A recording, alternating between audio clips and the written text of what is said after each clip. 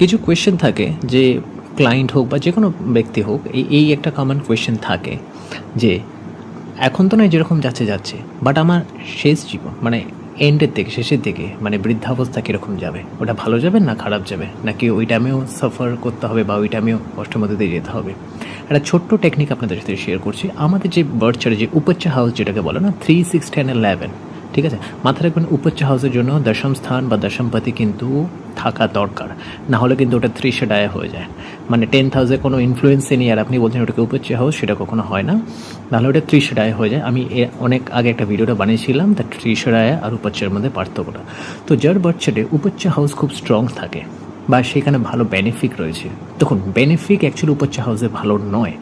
তার শুরুর দিকটা আপনাকে কমফর্ট দিলেও পরে গিয়ে আপনাকে কষ্ট দেবে, কিন্তু উপচ্চ হাউসে যদি ম্যালেফিক থাকে তাহলে আপনার স্টার্টিং লাইফটা টাফ হলেও পরে গিয়ে আপনি নিজের সেলফ অ্যাচিভমেন্ট যেটা বলেন আপনি করে ফেলতে পারবেন।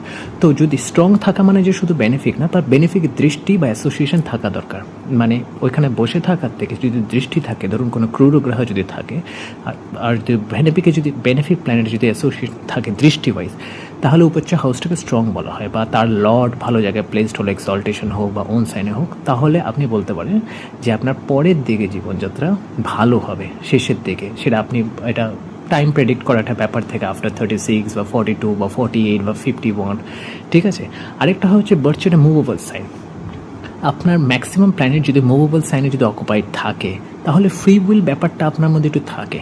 তো আপনি যদি ঠিকঠাক যদি কাজ করেন আর ঠিকঠাক যদি চেষ্টা যদি করেন, তো সেই ক্ষেত্রে আপনি নিজে কিছু বিল্ড করতে পারবেন। হয়তো আপনাকে অনেক মুভ করাতে পারে বা এক জায়গায় হয়তো ইনস্টেবিলিটি দিতে পারে, কিন্তু আপনি সেটা নিজে তৈরি করতে পারবেন। কেন, according to shastra, movable sign যেগুলো হয় না, আমার কর্ক, মেষ, মকর আর ওইদিকে হচ্ছে আপনার তুলাতে, এই 4টে মুভেবল সাইনকে খুব ভালো মানে খুব পজিটিভলি মানে প্রাধান্য দেওয়া হয়েছে।